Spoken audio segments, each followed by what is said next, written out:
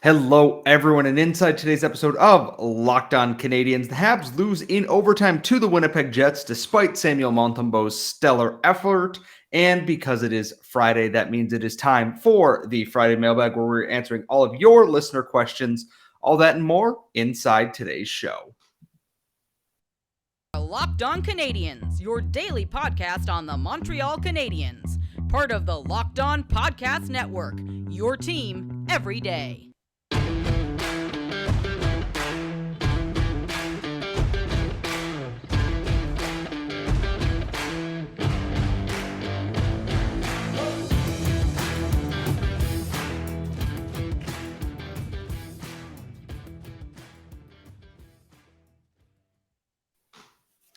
Hello, everyone, and welcome to episode 519 of Locked On Canadiens. Thank you for making us your first listen of the day every day, as always. Or if you're watching on YouTube, make sure you're subscribed and that you ring the bell so you know whenever we post a new video. And today's episode is brought to you by BetOnline. BetOnline has you covered this season, more props, odds, and lines than ever before.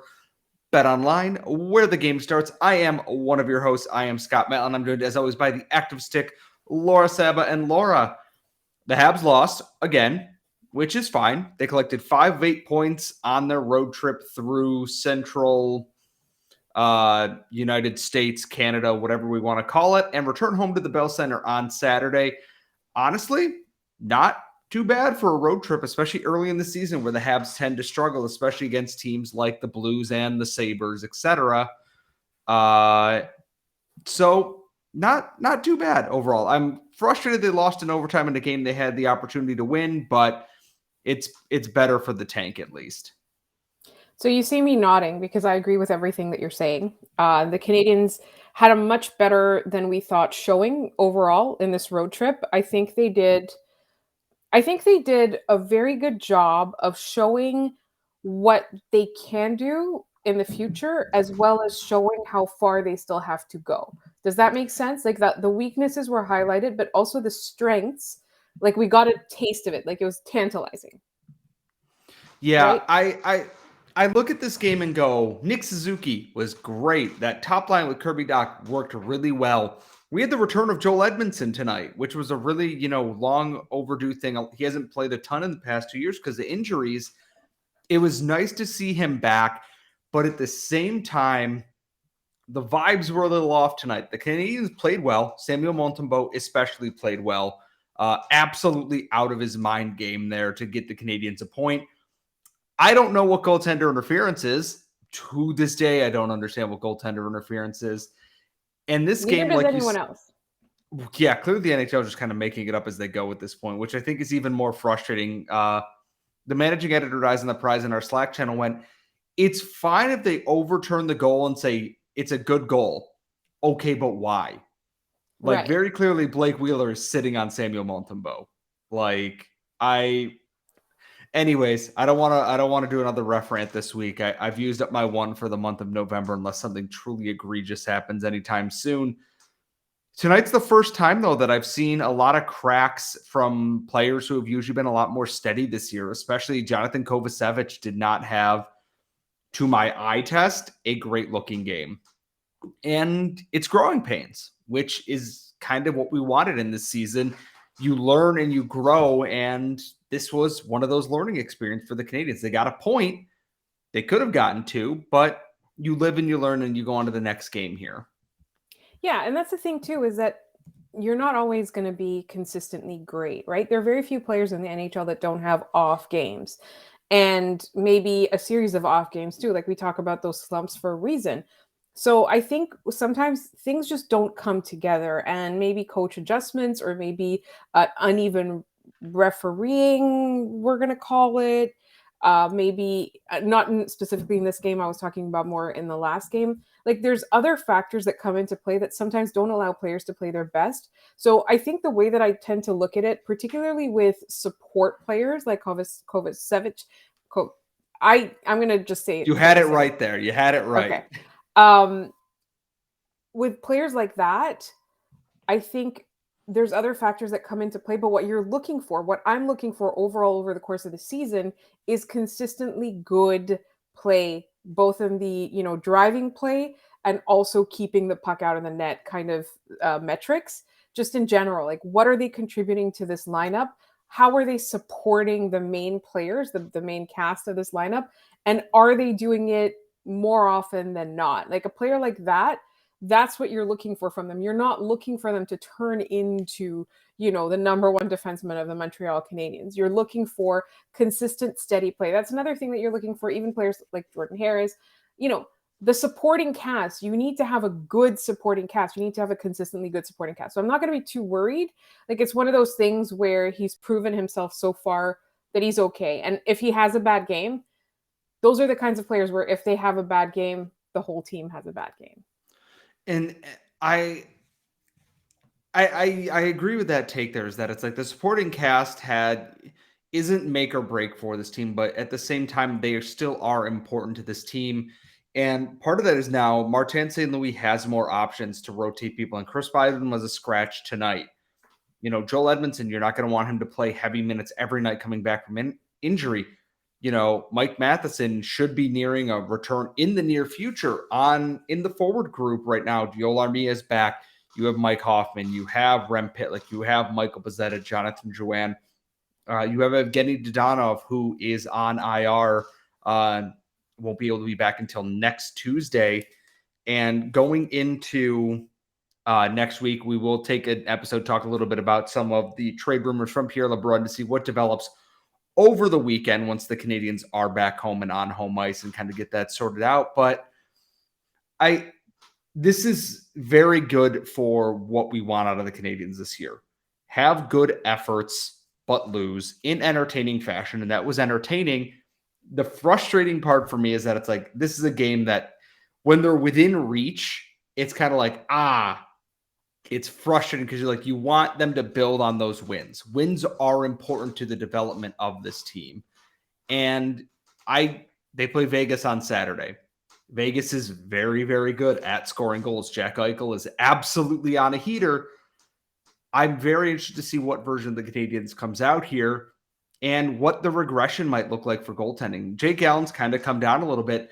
Samuel Montembeault just is refusing to acknowledge that goaltending rules exist to him and is putting on otherworldly performances, which good for him after last year.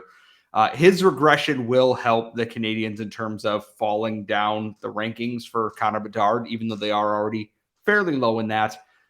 But we will have a recap. We will have 3 up, 3 down. We will have discussion of the trade rumors or potential trades, moves, whatever, going into next week. We're also, I will be flying solo next week. My co-host is going on vacation, so it will be just me. But you didn't come here just for that news. Yes. I am going to be on some of the episodes, though. We are doing a special edition. Yes, we are. We will have some special episodes ready to go right at the start of the week. And, well, now what you're here for on Friday. It is Friday. That means it is the Friday Mailbag, and all of that is coming up in just one moment. But first, as you know, today's episode is brought to you by the folks at BetOnline, and they're your number one source for all your football betting, whether it be NCAA with the college football playoff polls released the first time this year.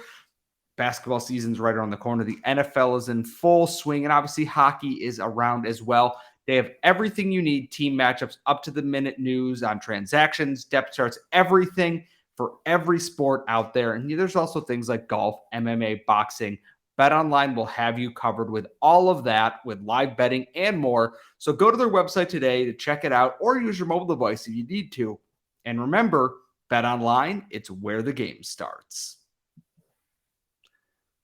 All right, we are back. It is Friday. That means it is time for the Friday Mailbag. And because we have so many questions, this is likely going to get split into part of one of the episodes next week. So if we don't get to your question on this one, we promise you it is in the chute somewhere for the other episodes next week. We are not ignoring anybody. We just got so many questions, which thank you for that. We love you. We love you, listeners, so much. And if you want to send us questions, we are at @LO_Canadiens on Twitter, LockedOnCanadiens@gmail.com, or in the YouTube comments. Just please don't be a jerk, because we don't have time for that. No one has time for that. There's a lot of other stuff going on right now. Laura, where are we starting at in the mailbag today? So we've got a question from Mitchell S. in the emails, and it was right after last week's mailbag. So there has been a little bit of change since then. But here's the question. I like this subject line: Dad on, off the team. Hey guys, I listen every morning on my way to work. My question is, why has Pizzetta been scratched every game when Dodonov is playing so bad? I think Pizzetta brings more energy and physicality, which I think the Habs need. Also, I was worried when we traded Romanov away because of his hitting capability, but now seeing Jack Eye, I think Doc was well worth it. The thing about Evgeny Dodonov is, and it's so weird, and I do plan, because Laura and I are going to be on Game Over Montreal on Saturday night after the game against Vegas, is I don't think he's played badly. I just think there's something either, fitness-wise or a nagging injury or something else that is preventing him from being up to his top level that he could be at. I do agree. Michael Pizzetta should be playing more. I watched Rem Pitlick and Joel Armia play against the Jets tonight on Thursday. Neither really stood out in a way that I go, definitely need that guy in the lineup next week. Joel Armia had a pass to absolutely nobody towards the end of the third period. I went, what are we doing here? Rem Pitlick kind of looked a little bit lost out there. He doesn't have that same zip that he had last year. Admittedly, he was shooting 33% when that happened. I don't mind seeing Pizzetta come in for more physical games, or just, we need that boost. And against Vegas, I wouldn't be shocked to see Pizzetta in the lineup this weekend. We'll see what's going on with Dodonov. There's too much smoke around this right now for me to think something else isn't up right now, but that's tinfoil hatting. That is not confirmed information. That's just me overthinking it a little bit right now. And that's one of the things that we love to do best as Habs fans, is overthink things right now and all the time. If we miss your question, don't worry. We are going to get to it in part 2. Like, the more I look at the number of questions, the more I realize we're not going to get to all of them today. So part 2 of the mailbag is coming next week, as always. JS. The subject line is goalies. Hey, gang. My question is this. With Carey Price's playing future very much up in the air, could you see Hughes and Gorton using one of their first-round draft picks next year to draft a potential future cornerstone franchise goalie, much like the Habs did with Price? If so, is there a goalie or goalies in the upcoming draft that would be worthy of that pick? That is a good question. And in case you wondered what I just Googled in the background, I just went to go Google 2023 NHL draft prospects, and just Googled the year 2023. So we're doing great over here. That's a very good question, because I'm not a goalie expert, and I'm currently looking at on Elite Prospects, the top 15 goalies that are ranked here. And I don't know who any of these players are. This would be actually something that we could ask Hattie from Locked On NHL Prospects about. Right. And we can have people on to talk about this. Like, we will definitely use this as a subject for an upcoming episode. But the first question, I think, is still a good question to answer, like whether they would do it or not. Personally, it all depends on where they're ranked. Because like we've seen good goalies, go in. Henrik Lundqvist was a 7th round draft pick, for God's sakes. Like, goalies are voodoo and weird. So like, exactly. I am very curious on it. That now does, that does pique my interest a little bit. Is okay. Is there a goalie worth picking in the first round to make that worth their while? And I will have to posit that question to Hattie in a DM, or we'll have him on the show to discuss that, because I think people love their goalie content, and I love learning about those strange Kevlar wearing, mask wearing dudes between the pipes.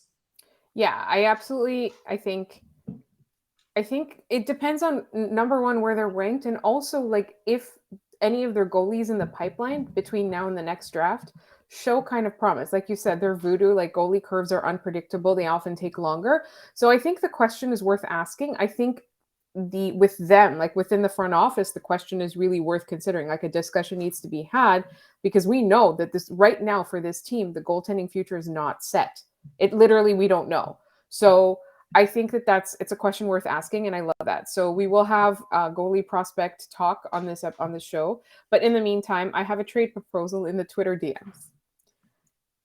I would like to read this trade proposal. It is a little bit long, and it's from Mulligana. Mailbag trade proposal for you. To Vancouver, Christian Dvorak, To Montreal, Tyler Myers and Vancouver's 2023 first-round pick with some degree of lottery protection.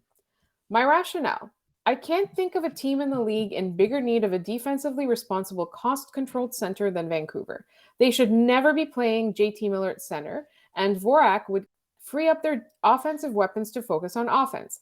It also gets them out from the last year or two of the atrocious Myers contract, depending on how early they pull the trigger, and gives them an additional $1.5 million of cap space to work with.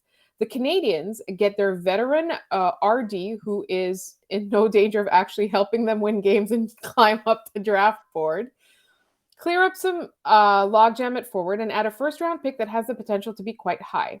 We know that Hughes wants another first, and he strikes me as a guy who knows which firsts are more valuable than others and will do his best to go after those targets. If I'm Hughes, the Vancouver first is my top target. If the cost to take on the Sean Monahan contract was a first, I think this is actually a better deal for Vancouver because they get more than cap space. They get a useful, cost-controlled asset and out from under a worse contract with more time remaining on it.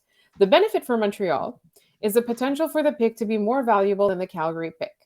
I can even start the discussion because one downside I see with this is that Dvorak takes a lot of tough defensive minutes and frees up other centers like Suzuki, Monahan, and Doc for more offensive opportunities. If Dvorak is gone, someone has to shoulder that load.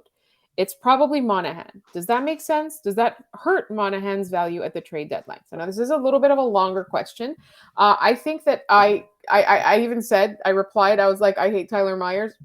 He's a useless tree with a terrible contract. But I understand the rationale here. I think it's really intriguing.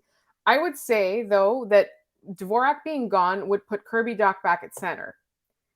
And that's something where we've seen that his play has been significantly better playing on the wing with good players, right? So that's the idea. Like when they played with like Doc and Monahan, they played them around. We're talking about Doc now. Like, yes, he's bringing a lot, but that center role, he hasn't shown as much as when he's playing on the wing. So if you lose Dvorak, then you have Monahan or Doc left. Yeah. Also, I don't want Tyler Myers because you have David Savard on the right. You will be adding Mike Matheson back in, and Joel Edmundson can also play on the right, as can Arbor Xhekaj and Jordan Harris. No. But it's the Vancouver not first, you have to say the Vancouver first is tempting. Yeah, but if it's lottery protected, who the hell cares? And I don't think they're going to be this bad for that long. I think Bruce Boudreau will get them going. It's more that I just think Tyler Myers is useless firewood on this team. And here's the thing is, Christian Dvorak, while being a defensively responsible center when he got to Montreal, has fallen off on that recently. And I don't think he's going to help fix the things that are in Vancouver. Is that ever stopped Vancouver from making that trade? No. But I look at adding Myers into this and I go, he's just a piece in the pipeline they don't need that's going to hold up other people. And yeah, he would help them be terrible this year. Admittedly, yeah, they should be bad. I don't want to watch them go through what they did last year, where at least this year we're seeing young guys play in their roles here. And they haven't had Matheson added back in yet. So you would have Savard and Matheson, who are going to be your top two right Ds. You're going to pay Tyler Myers $6 million to be your third pairing right defenseman? No. That's a waste of cap space for the Canadiens. I'm not going to be in on that because it's just a waste of cap space for Montreal. It doesn't help them in the long term. And just don't like Tyler Myers. I know that was what I answered. I was like, we don't like Tyler Myers. Like, just word to the wise. Like, this is how we're going to respond. And we both responded exactly what I thought. But here's the thing, though. If you have intriguing trade proposals, you may slide into the DMs with them, and we will, within reason, discuss them in the mailbag questions. I do think it's an intriguing way to like interact with us. I like it. And sometimes we're going to have some really fun discussions, and sometimes it's going to be Tyler Myers, and we don't want Tyler Myers. Yes, and we do have so many more mailbag questions, and those are all coming up in our final segment. But first, if you've thought about securing your home with home security but have been putting it off, you're going to want to listen up right now. Locked On Canadiens listeners can order the #1 rated Simply Safe home security system for 50% off. This is their biggest offer of the year, and you won't want to miss it. And you want to know what? Sometimes, things can get a little bit crazy out there. Property crimes like burglary, package thefts are going up, especially with the holidays right around the corner when you're getting stuff sent from wherever you've ordered it from and it gets left outside. You want peace of mind, and you're going to want Simply Safe, and you can order that today for half off and enjoy advanced security and greater peace of mind going into the holiday season. Like I said, Carly and I send so many things to the apartment, especially with the holidays right around the corner. Do you think I want to order my nephew's birthday and Christmas present and then come home to find that they are missing? I don't got to worry about that with Simply Safe anymore. And in an emergency, Simply Safe has 24/7 professional monitoring agents using the Fast Protect technology exclusively from Simply Safe to capture critical evidence and verify any kind of threat to make sure the police are alerted immediately. And it's whole home security. You can get it in every room of your house, window, door, HD cameras, the works. They have it for you. So don't miss your chance to save big on the only security system we here at Locked On Canadiens recommend, and get 50% off any new Simply Safe system at simplysafe.com/URL today. That is their biggest discount of the year, so don't wait. That is simplysafe.com/LockedOnNHL. And remember, there's no safe like Simply Safe. We are back here at Locked On Canadiens. Remember, if you want to send us your mailbag questions, at LO_Canadiens on Twitter, LockedOnCanadiens@gmail.com. We are going to get to a couple more questions here in the final segment, and anything we didn't get to, we're pushing into an episode next week, so don't worry. Your questions will get answered either today or Monday or Tuesday next week, so do not worry about that whatsoever. Laura, what else do we have in the mailbag today? So we have Casey, who takes us on his walks and workouts with him. Wants to know, who is the Habs' biggest draft bust? It's tough because, I can look back at like Doug Wickenheiser, which isn't so much that he was a draft bust, more that like the people who were picked after him are astronomically good players, like the 1980 entry draft. And then right after him, Dave Babbage, Dennis Savard, Larry Murphy, Paul Coffey, guys like Brent Sutter, who played over 1,000 NHL games, were all up there.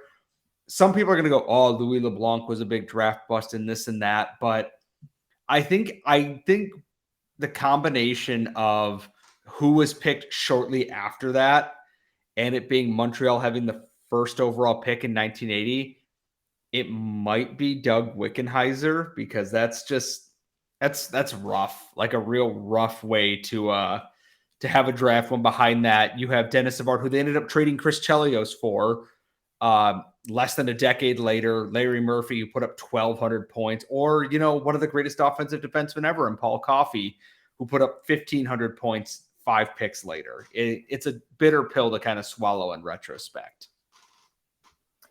So we've got a question, and I'm going to preface this by saying, Leafs fans, please walk away now. Our friend Paul Brancho asks, what do we think of Auston Matthews after he tried to instigate a line brawl without having the courage to participate? Is he, despite his talent, one of the league's more gutless players? Now, Auston Matthews is an immense talent. I don't like Auston Matthews. Here's the thing about Auston Matthews. Gutless, no. Is it kind of a scuzz move to instigate it and then have everyone come to your rescue? A little bit. People give Brendan Gallagher crap for getting in the middle of everything and this and that. He's willing to at least put his money where his mouth is, even if he gets his butt kicked. And I get it. Yeah, Auston Matthews shouldn't be fighting. He's too good for the Leafs to have him sitting in the box for 5 minutes or get injured or anything like that. He's too important to that team to have that happen. At the same time, and I want to give a hat tip to Steve Dangle, who was talking about this on Twitter today. You look at the superstars across the NHL here. Alex Ovechkin's thrown down in fights. Sidney Crosby's gotten in a few fights in his career. His own captain, John Tavares, has had, a fight or two here. It happens, and sooner or later, you're not going to be able to grab on some dude who's not going to start punching you back. He grabbed Igor Zamula, who's not exactly known for being a fighty type. What if that's Rasmus Ristolainen? Or, Travis Konechny, who he was trying to instigate with. Or on the Habs, he grabs onto someone and it's Arbor Jack guy and not, Jordan Harris or someone else. Eventually, you're going to have to put your money where your mouth is in that. And there was a lot more discourse around this than I was expecting today because I didn't watch the entire clip. He shouldn't have to prove himself in a fight, but sooner or later, someone's not going to give you the chance. And, I get it. Good teammates stick up for each other and everything, but man, sooner or later, it happened with Brad Marchand. Sooner or later, that guy's not there for you to kind of use as a shield, and you're gonna eat someone's hand, whether you like it or not. So it is what it is. We know my stance on fighting in hockey to begin with, but I don't know.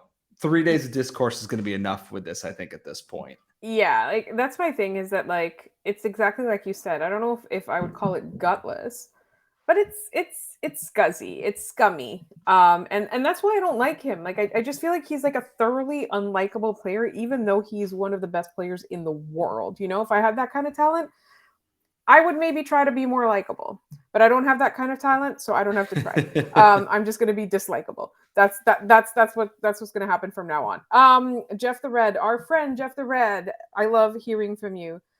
What's your outside the box solution for the woeful power play? Well, the Canadiens did that tonight. They put Arbor Jack guy out there. So my thought is, you know what? Let's try Jordan Harris next. I love Martin St. Louis attempting the 5-forward power play. I do.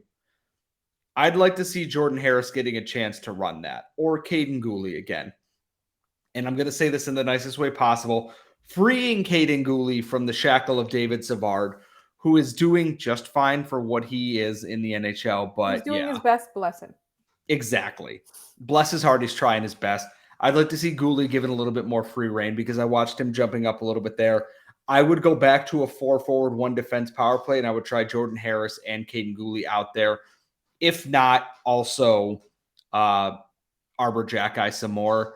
More Slavkovsky.